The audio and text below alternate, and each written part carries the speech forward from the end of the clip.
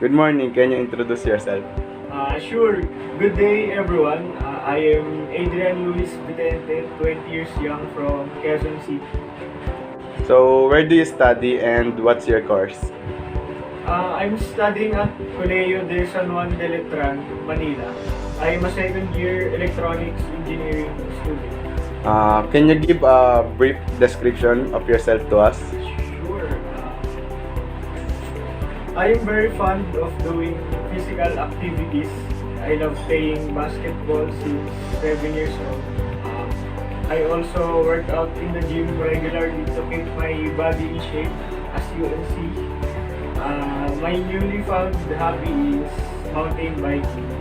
I find peace riding in the mountain trails, and at the same time it challenges me to face fears of attempting dangerous maneuvers, and I like pushing myself to the limit. Aside from physical activities, I also love playing musical instruments. I started playing instruments since 10 years old, starting from piano to different guitars, then drums. I am also a trainee in Letran band because I want to continue doing what I love inside the school aside from studying. Okay. So, political issues. What's your stand? Okay, so I'm all about ending poverty in our country, or at least decreasing the rate of poverty.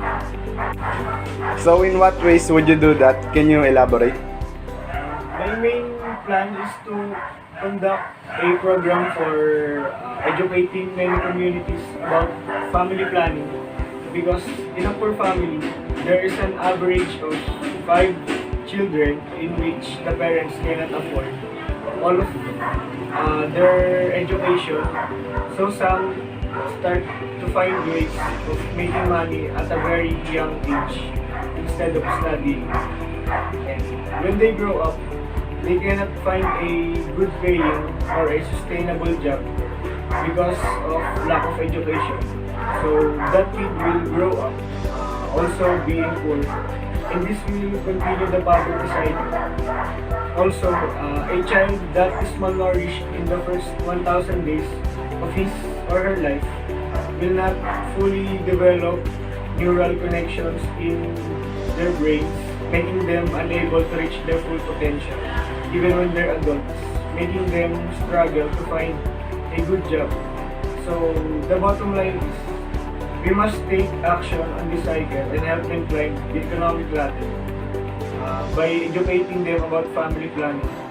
Only reproduce a child if you are able to sustain them financially and give them the education they deserve so that they will have a bright future ahead of them.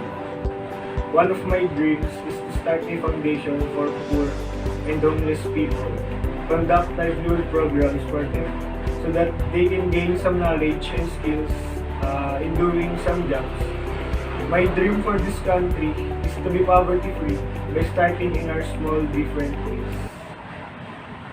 I am Adrian Louise G. Vitente, representing CEIT in Mr. and Miss Letran, Knights of the New Century, Living a Legacy.